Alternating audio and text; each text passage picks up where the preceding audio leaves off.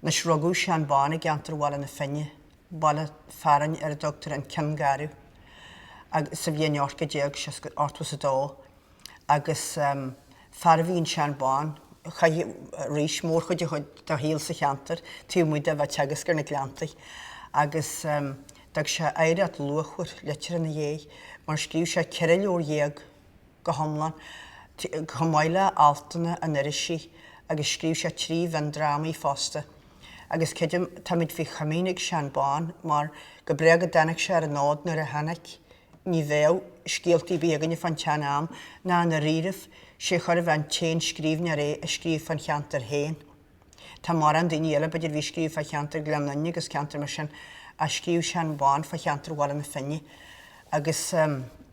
scríb se mar an gear scialta, beidir a caint fa lofanna agus léasna agus rudí tá hiúil go homlan a lethar na huaire a go breagar ó Seán Bán mar a dúirt mar an nád ag an nám agus gúil seo le scrífaige agus tá leorí cheanne le caniste an san inad aras Seán Bán. Scríú Seán Bán a chead leor sa bhliain 1950 agus scríú se sin ar scialta gairid gehrí. Agus thug sé scialta iad sin fagaí beidir sa cheantar luaid se mar an daoine agus a cathú amsir a bhí acu agus cin dair ha í hearne le ré agus úlas a go scialta me sin agus bhín leor sin inta samú ar fad a chomáile sin tá Ghaeltacht luachúir fríd na leorí le tá Ghaeltacht an na bhla mála na finneis agus is rud mór sin.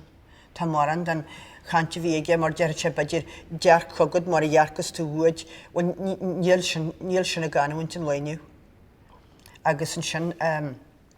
bhar te cóirle fásta an na chud scríbhneoir at a deartha agus chuomhna se seo agus chuirse go mór le sealú teanga sa cheantar. Agus tá chuidean na seandaíine chuid is smógúir luan na férinne ar ó cehneach uair Seán Bán, for se bása bhíon 1960 a dó. Agus ceidir mar gáin níl sin tá sé pí maithírá sinas ach san am chéanana tá mór chuid den na daoine peidir go má coppla daoine fáca a bhaine uair.